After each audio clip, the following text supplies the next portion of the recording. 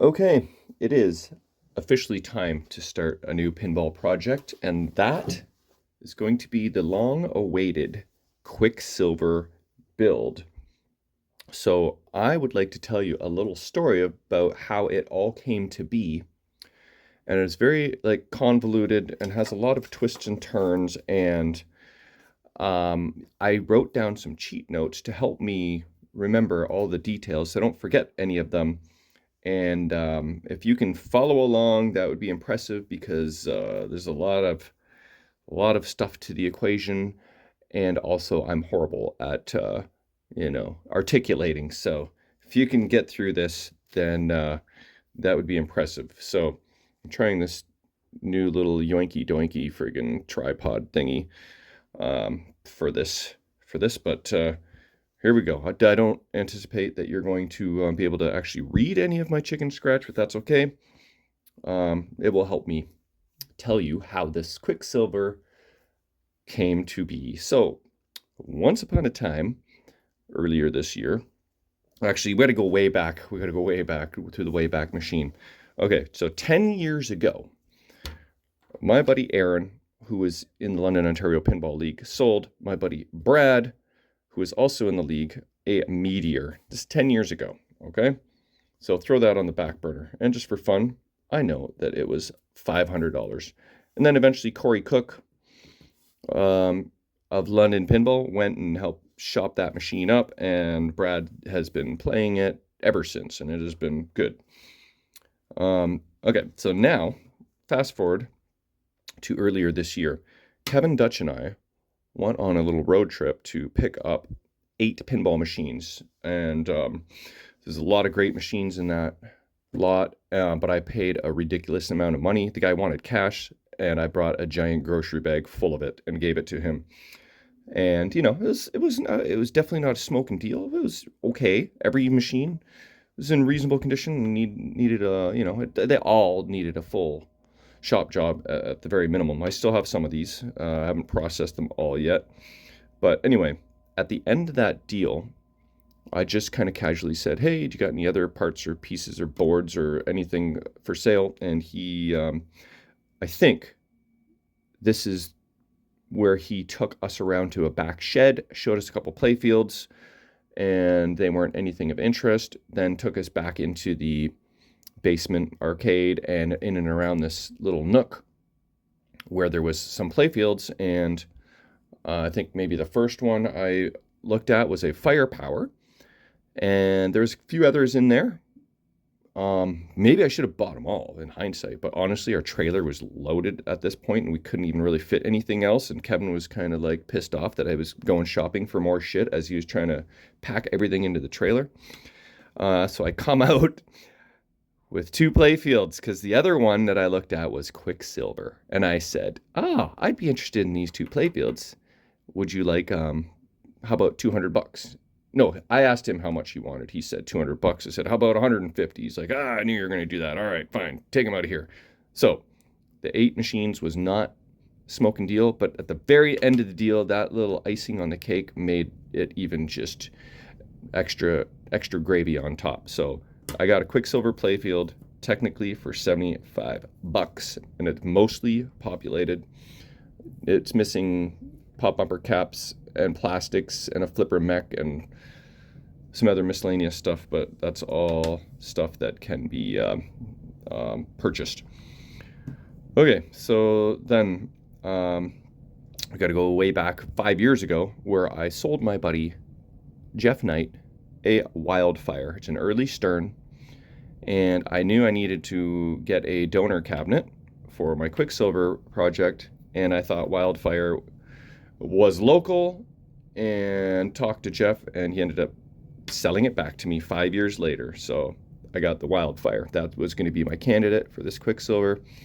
Then I was doing some studying, and there are some slight differences between the older Stern cabinets and the newer Stern cabinets. Older Stern cabinets like Wildfire have the transformer in the head rather than the body, so that's a slight difference. Also, the transformers, I guess, on the newer Sterns like Quicksilver have, and Meteor, have like just a slightly higher amperage, so there's just a little bit more pop and snap on the solenoids and whatnot. So there's at least a couple minor differences. So while Wildfire was sitting in storage waiting for restoration, I just thought to myself, well, if I did get a Meteor, that would be a better candidate. Oh, I got to add something. Local Meteor. Okay. So yeah, a couple differences. I thought, if a Meteor falls into my lap, that would be a better 1-to-1 ratio restoration, conversion. And that reminded me that I did actually, a few months ago, look at a Meteor that wasn't far, maybe 20 minutes from my house. And it was in decent shape. It worked. Would have been a fine candidate, except that he wanted $2,000 and didn't really want to pay $2,000. So I was just being stubborn and cheap and lepping it up as I do. So I passed on that deal, and then that was the end of that. So then a little while later, I went and bought a Wonderland. What does Wonderland have to do with this story? Well, you will see. It is an old ass wood rail, beautiful art, pretty cool. I think Rob Noel has the same one, so it's pretty rare. Bought a Wonderland, stuck it in storage beside Wildfire. Then I ended up buying a Countdown. I'm going to call it Good Countdown, and you will see why soon. Man, this story is taking way longer than I thought. Hopefully, within the hour, we'll get down to the bottom of the page. So I bought a decent Countdown. I think that was from my buddy Steve. Was it my buddy Steve? I think so. Anyway, I shopped it up. I got it working. I got it all nice and happy, and then that's where Mike Hanley comes in, former Church of the Silver Ball dude in Toronto. He expressed an interest in Wonderland, which I was going to get up and running, and I had Corey over to help me, and turns out the score motor was shot, so that kind of stopped me in my tracks there. I told Mike Hanley this. He was interested in Wonderland. He was also interested in a Good Countdown, because he had like a project Countdown that was missing displays and boards and this and that, and he wanted to basically trade up. So I ended up doing the trade. So I traded my Good Countdown and what was this? Not WF. I traded a Good Countdown and Wonderland to Mike Hanley, and in exchange I got Bad Countdown project and some cash, and he gave me some new old stock flipper mechs. So that was a fun little trade. Okay, I gotta move this just a little bit here. Oh yeah, welcome Greg Walker into the story from Ottawa. Greg Walker messaged me about my Good Countdown because he was looking to buy one and completely restore it with a new playfield and new cabinet and everything, and then I think donate it. I don't know the full story, but he wanted a project Countdown. I said, well, sorry, Mike Hanley just got that, but I'm getting his Bad Countdown, and that might be a better candidate for your restoration anyways. So if you want this Bad Countdown, I can supply you with the missing boards, missing displays, whatever else, and give you that. And in exchange, he offered to trade me, just randomly, a Meteor. So that I jumped on. I said, yep, I will trade you a Bad Countdown with a bunch of parts for a Meteor. So as a bonus, Mike Hanley in Toronto and Greg Walker in Ottawa, both very far from me, they ended up meeting each other halfway. I think they're about 4 hours apart from each other because they had other dealings. And so Greg brought Mike the Meteor. Mike brought Greg the Bad Countdown. They did the swap, and then saved me from going to Ottawa. So then I drop off the Good Countdown and the Wonderland at Mike Hanley's, and in his vehicle still there is sitting the Good Meteor. So there's my Meteor. I got it from Mike Hanley, which came from Greg Walker. See what I mean? How this story, like, are you even following this? Because this is freaking a lot of information. I'm glad I wrote sheet notes. Okay, so I bring the Meteor, I stick it in storage. Now I don't need the Wildfire, so I set that up. I should give it some tweaks and change the soundboard, which was messed up, and a couple other adjustments, and then I put that up for sale and I sell that. So Wildfire, you are saved. But don't worry. In the grand scheme of things, I am not parting out a Meteor. I am just borrowing and restoring its body. Then I'm going to sell the Meteor playfield and backlash to someone else who wants to reunite that Meteor with a new cabinet. So I'm just stealing Meteor's body, and then someone else can, have their Meteor project while I deal with Quicksilver. Okay, so then, as luck would have it, I guess you could say, Brad, we're going all the way back to Brad. He's got a Meteor that he's had for 10 years, and he's always dreamt about the day where he could trade it up and upgrade his Meteor because he loves the game. It's nostalgic for him, and he's got a decent version. Actually, I shouldn't say that. Once we tore it apart, we found that it was less than decent, but it was playable and it worked fine for him.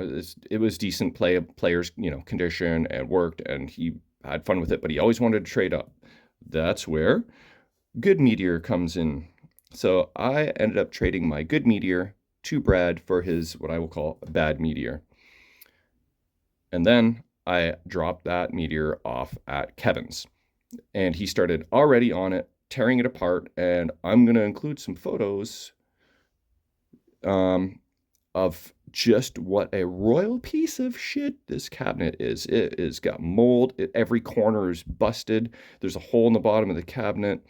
All the little blocks, little triangular blocks, half of them are broken and missing. Kevin had to build a new bottom, build all those little new triangular blocks. There's holes in the front of the cabinet. There's holes in the coin door. It is a disaster.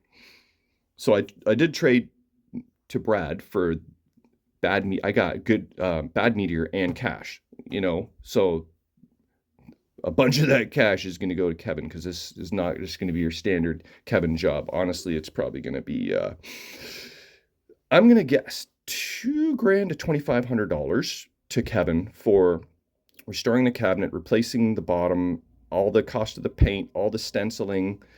I already paid for the stencil kit from Pinball Pimp, so I gave him the stencil kit. And he sent me a couple pictures today, and the cabinet is silver, and it is looking amazing. It's clear coated. I'm super stoked about this. Okay, and then what does this say? Oh, time for playfield. So it's time. I'm gonna go bust out this playfield, and yeah, Quicksilver is about to begin. So hopefully followed along. But I had to tell the backstory of how this Quicksilver project is coming into existence, how it came to be. It all started out with a $75 playfield, but honest to God, by the time it's all said and done, I already bought a restored BG Resto back glass, the stencil kit, a new lamp panel, because you can't use the old Meteor lamp panel. The displays are in different spots. So I got an old lamp panel, a new one off eBay. I got a new plastic set. I got 2 new complete flipper rebuild mechs, full assemblies actually. By the time it's all said and done, I could be into this thing for $5,000. I'm hoping to stay under 5, so I'll keep an eye on the expenses and go over them at the end. But yeah, it's Quicksilver time, and I'm going to show you this playfield next, and then we'll stick it on the rotisserie. I'm Mike Dimas, and this is Pinball Shenanigans. All right, with the help of my buddy old pal Alex Stagger, who was just by here grabbing a power supply for his Pinbot major restoration. That's going to be a beauty, but it was a massive basket case, so should be interesting to see how that turns out. Anyway, he grabbed a board, power supply for that from me, and gave me a hand getting this thing on the rotisserie. So here it is. Let's have a look. I've kind of glanced over it a little bit here and there, and So far, here is what I have found. Where did my solenoid go? Here we go. So, missing a coil stop for one flipper bracket, but that's okay. I have 2 complete flipper assemblies and new solenoids and sleeves for the flippers. Here's the wiring probably for the flippers. That's not a biggie. Let's kind of comb around this side. No, let's go around this side first. These are the holes for the bracket, which don't look too bad. So obviously I'm going to rebuild pretty much everything. Slingshots, which missing 2 nuts on the back side of that guy, like so, and lock washers.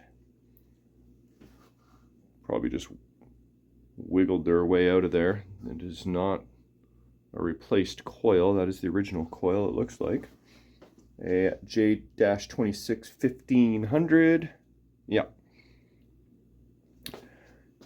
And combing along this side, don't see anything too concerning. Everything looks pretty good. I do have my spinner wires here, which is nice. The spinners were missing themselves, which is not nice. But I got new ones. These are the original pop bumper assemblies, and they're all broken in the corners. Both corners on this guy. Oh shit, can't put too much downward pressure on this rotisserie. This is Mark and City's old rotisserie that I bought off of him, and he used this very rotisserie on his Nightmare Before Christmas when he was scratch building it. So some history there. And this guy is also cracked in at least one corner. So I think I should be able to get away with gluing those with crazy glue or something. I have never rebuilt this old style stern pop bumper assembly. They're a little bit different. They've got the plastic rods and rings. Have a look at this green goop. Stern is known for its green goopy wires. Mostly, I thought, in the head on the displays. I didn't know translated right into the friggin' playfield. What else are we seeing here? Everything looks pretty reasonable. Probably gonna have to replace some sockets. No, I'm not gonna do yopsicles. Haven't done them yet. I like them, but I'll just replace sockets where needed. Obviously, I'm going to LED this thing. Another drop target assembly, a little rusty. Nothing that concerns me. So you've got your typical white fuzz. What is this? Some upkicker. Looks to be intact. Here's my other spinner and wire. And then this is where it gets a little fugly. We got wires all over the place here. Ground strap here. So someone just stole 1, 2, 3, 4, 5 lamp sockets and just cut these wires nice and short. Thanks, whoever that was. So I gotta add some wires, add some ground strap, and at least 5 sockets there. And then a slingshot. So that's the tour of the back side of the playfield. So nothing too crazy. And now let's have a look at the top side here. I removed the apron so that I have a good spot to clamp the playfield to the rotisserie. And it's not in the best of shape, but at least it's original. I could potentially buy decals for this. I may just.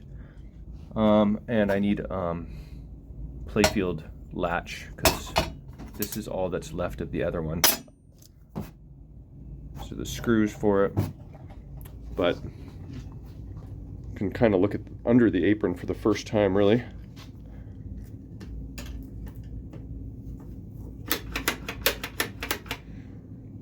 Oh shit, look at that.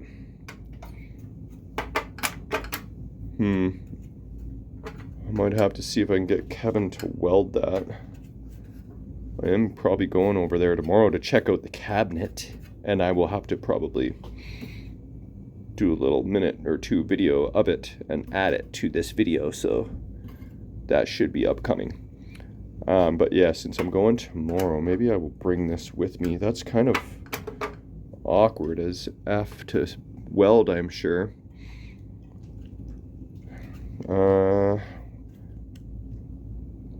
I've got a Meteor playfield, like a real beater, in storage.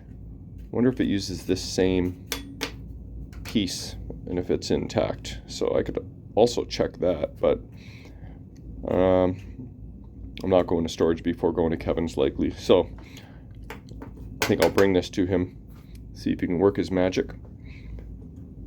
So looking at the playfield on this angle, I'm starting to see how uncool this Mylar is with this light. Let's see, the thing is, yeah, this Mylar did prevent a lot of wear, but it was put over top of existing wear like this. Look at this. This is under Mylar right here. This is the point where you start wondering if all this effort is worth doing to this old playfield, and should I just buy a friggin' new Mirko playfield? Because if I dare try and remove this Mylar, you know it's gonna go badly. It's just gonna rip off this paint for sure. So I don't love this. It's the first time I'm really getting a good look at it, but I don't know that there's much I can do about it. It's definitely not the best playfield in town. Like, a lot of these inserts are sunken. Man, oh man, I don't want to spend another $1,500 on a new playfield, but sheesh, this point is almost tempting. Got this major wear here. These original drop targets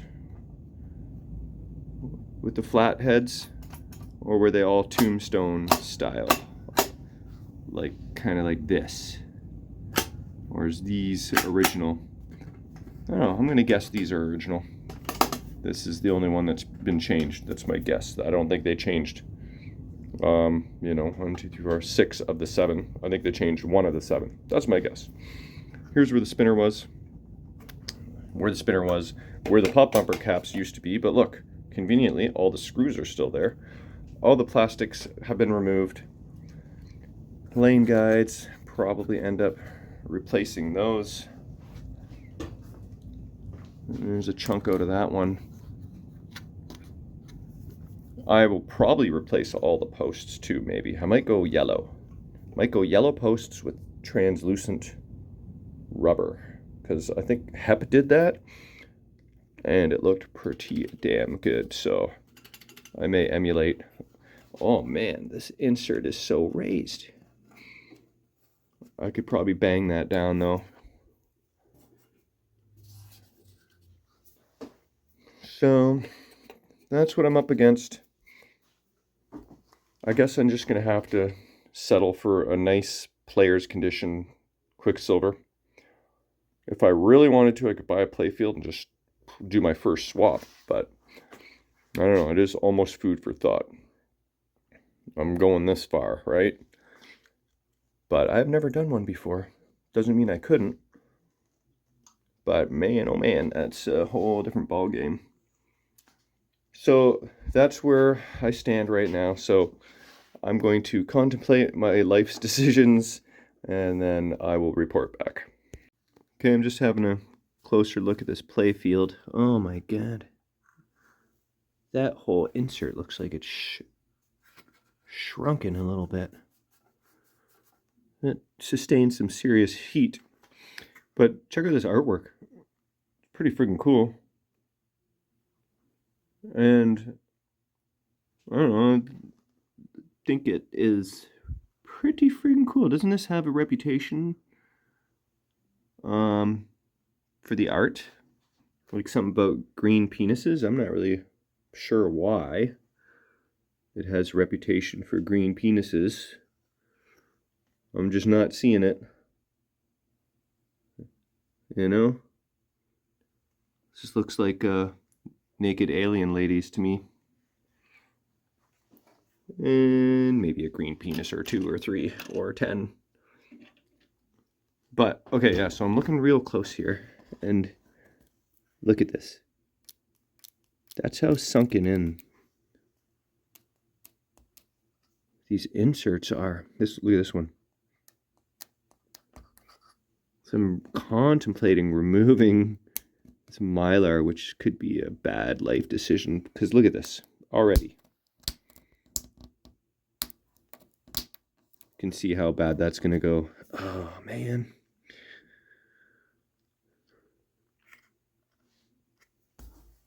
Is this already touched up green, do you think? Why does it look like shit? If it is touched up green, then it's like pretty damn well matched. Maybe that's what's going on here. Why the different layers? Maybe that's what's going on here. This was completely blown out. That's the sketchy looking area.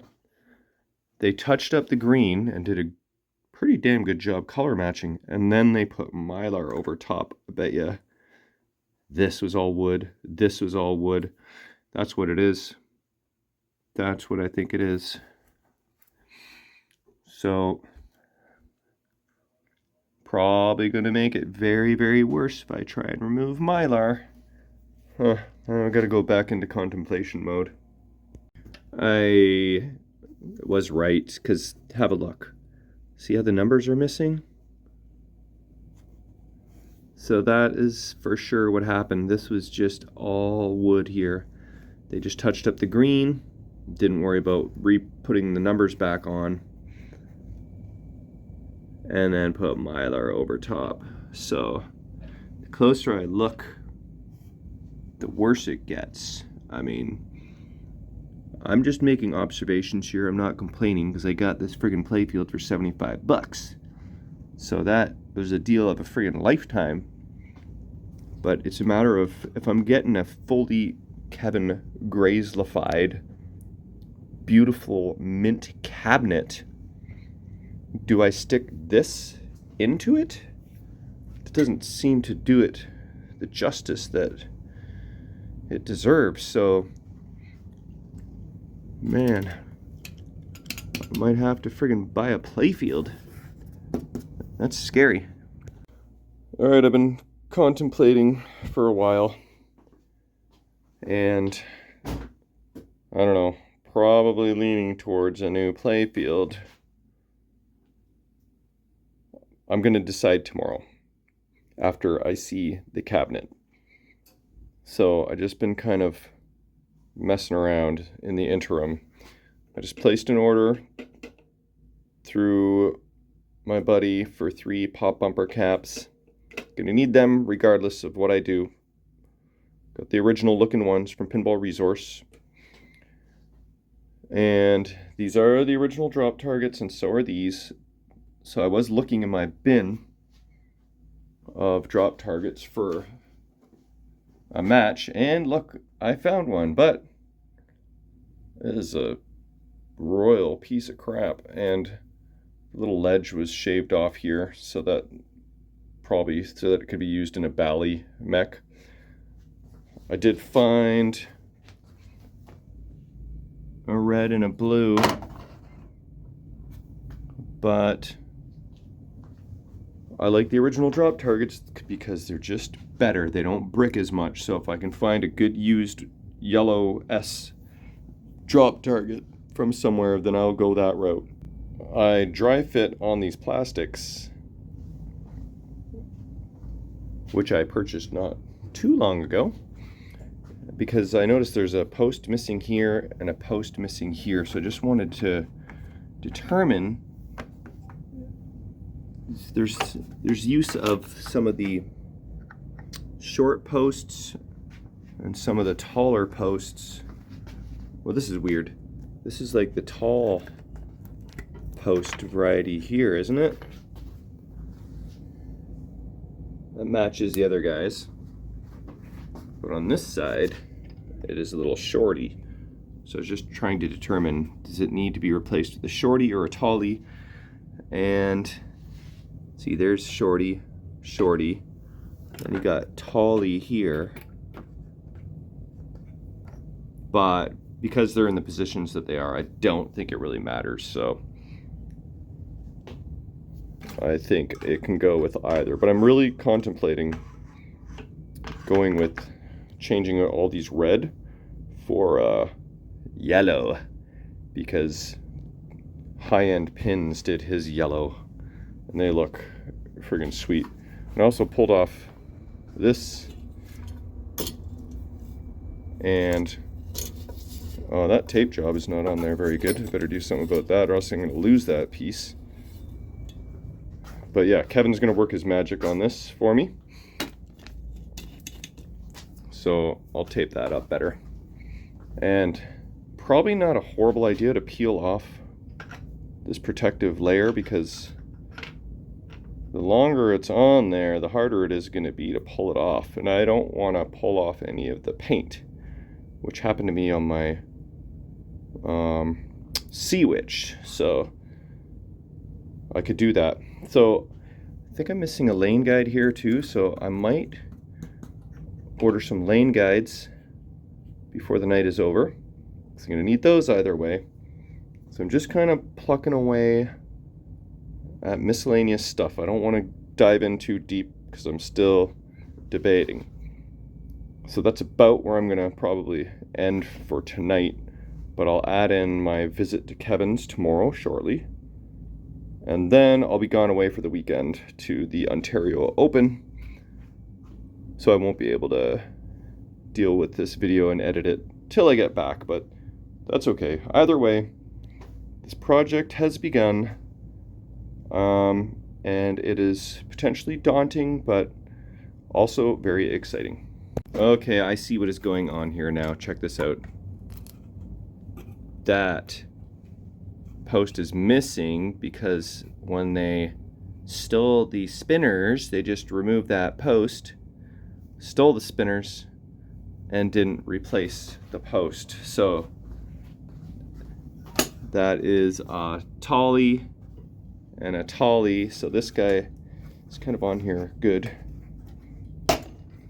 Move that over and bend that into place, and then I'll at least install a temporary post just for now. Okay, I peeled off all of protective film on both sides of these plastics, and this is interesting. This is not actually printed directly on the plastic like every other plastic set I've purchased before. This is like a vinyl decal applied to the bottom. And yeah, that's different. But, you know, here's another more clear example. All this little particles from peeling off the film there, but see, this is, you can feel the little ridge there on the clear portion. But yeah, so that's done differently, and I'm curious how this is going to look lit up. So I turn my light upside down and let's have a look together for the first time. Kind of see how the light shines through these guys. How are we going to do this? What's the best way?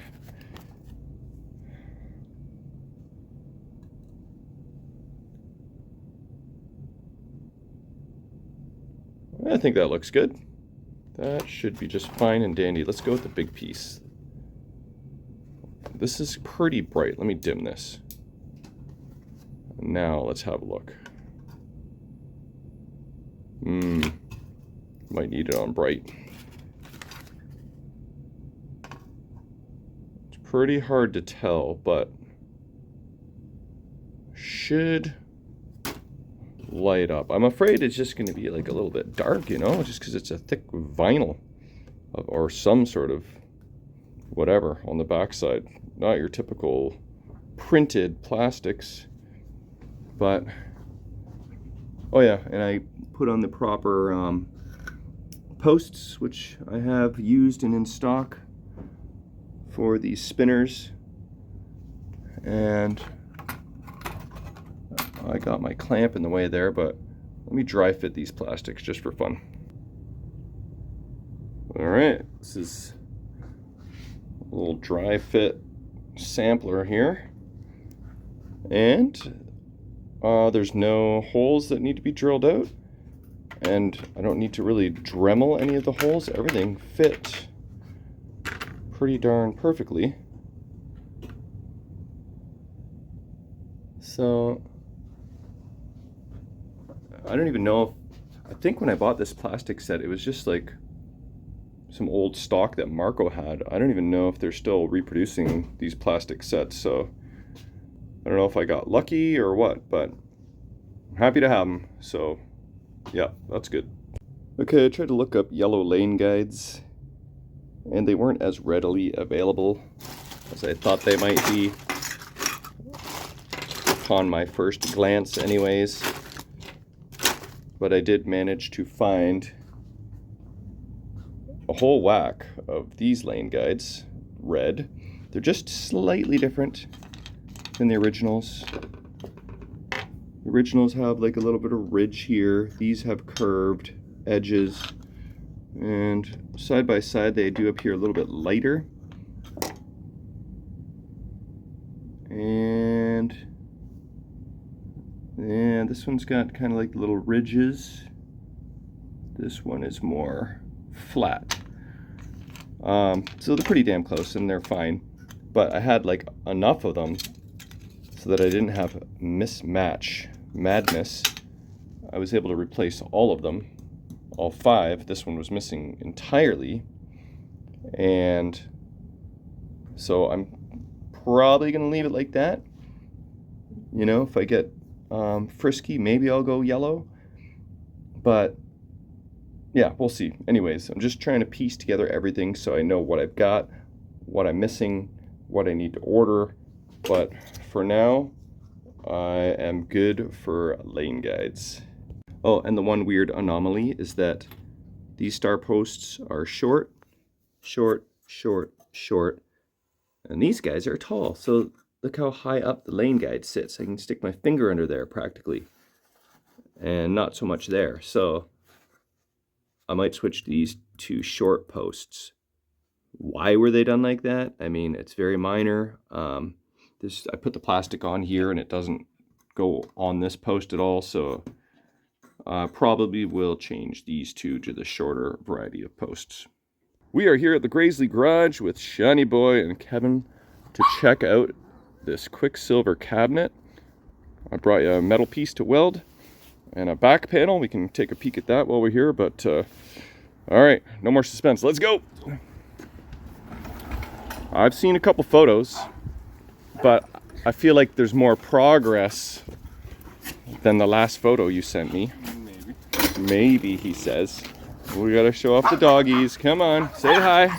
Come on, guys. Chill out. All right, let's go see what we got. Ooh.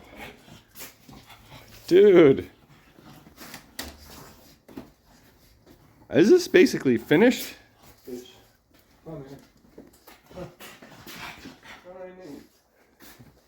That is awesome.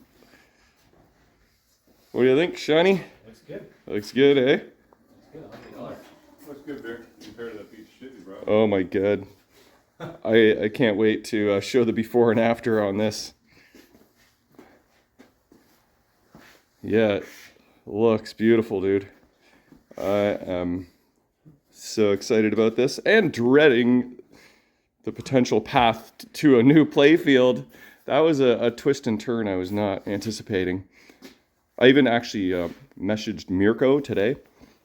It's like, hey, Mirko, it's Black Friday. Do you got any Black Friday sales on any playfields? He's like, nope, I never do sales ever. So sorry about your luck. He didn't quite say it like that, but He just sent you back a middle finger. yeah. So no deals on Quicksilver playfields. So I'm at a dilemma. Do I populate that meh playfield and stick it into this beautifully done cabinet, or buy a new playfield? Maybe there's a Shenanigans that's out there that has a playfield. Hey, right. If someone has an original, No contact. nicer condition Quicksilver playfield, then that might be a different option as well. So what's going on here? You got you put on a primer, then you put on a silver, then you put on a clear coat, and then you put on a black, and then another clear coat, or Not yet. okay. Have a look. Let's have a look at the inside here. So this is the new bottom, right? And it looks like you replaced all of the wooden blocks because they were all pooched. And then I still have to just drill out the leg holes. Oh yeah, right. Okay. But Got some new leg tees for those guys. It's all been re-glued and everything, so. I remember the front had a few more holes than it does now. Like mostly in this area. That looks good. Giant cheater hole. Oh, that's right. The cheater button hole. That's gone. Very nice. And yeah, everything else looks smooth. These corners, they were pretty nasty, inside and out. And they have been grazelified. Look at that. That is crispy. Kevin's crispy corners. Okay, so at Forked River on the 16th of just this month, I was talking with Gwen because she's kind of potentially interested in doing a Quicksilver. She's kind of asking about like, oh, what do you charge and what are your fees and how long do you take to do it? And I was like, well, he's kind of busy right now, but I just dropped off the cabinet and just for fun, let's kind of look at the date. And it was November 16th. And I said to her, I wouldn't be surprised if he's done by the end of the month. Here we are. What is the date today? 9. It's been 2 weeks, pretty much to the day. And Other stuff to work on. oh, well, yeah, it's not just this that you're dealing with. So it's hilarious. I was kind of just joking with her, like, I wouldn't be surprised if he's actually done by the end of the month, which is 2 weeks. And here it is. So I got to make a decision. What do you think? New playfield or lipstick on a pig playfield? Okay, a couple last things. Let's check out what this lamp panel looks like. And then I guess there's some powder coated parts in the arcade too. So the Meteor lamp panel does not match up to the Quicksilver lamp panel. The displays are in different spots. The controlled lamps are in different spots. You know, like your game over and your extra ball and shoot again and tilt. Everything's in different locations. So one must buy a new lamp panel, which fortunately is readily available on eBay. This is packed very well. The Meteor lamp panel is pretty thick. It's like, I don't know, 3/4 of an inch. So I'm assuming this is going to be the same. How many layers is in this thing? Oh, yet another layer. It's like those Russian dolls puzzles. Nesting dolls? Nesting dolls. One after another after another. Ooh, that looks good. And it appears to be intact, so it survived shipping, so that's nice. Because I've had this box for probably a month or two now. All right, check that out. I imagine it goes the other way.